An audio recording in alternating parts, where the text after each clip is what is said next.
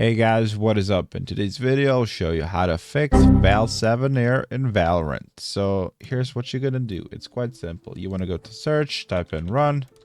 In run, you type in services.msc. You want to open it. In here, press somewhere here. Press V on your keyboard till you find VGC. Double click on it.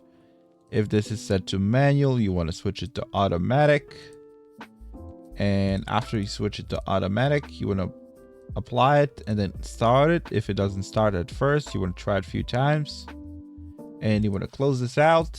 The next thing you want to do is go to search and type in system configuration, go to services tab, click hide all Microsoft services, scroll all the way down till you find VGC. You want to untick this and take it back again, click apply, click OK.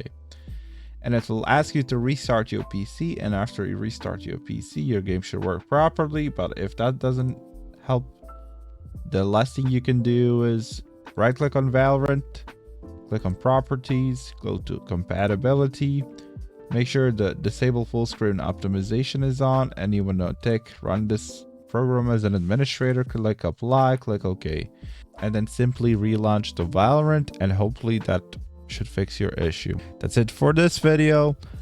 That's how you fix Valor 7. Like, subscribe, comment down below. See you guys in the next one. Also, if you subscribe, you get a chance to win $50 in gift card or whatever, PayPal maybe, depends whatever you want. I'll be doing it once I reach 5k subs on this channel. So yeah, it doesn't cost you anything to enter and it means a lot to me. But yeah, if you guys want to join, make sure to subscribe. See you guys in the next one. Bye bye.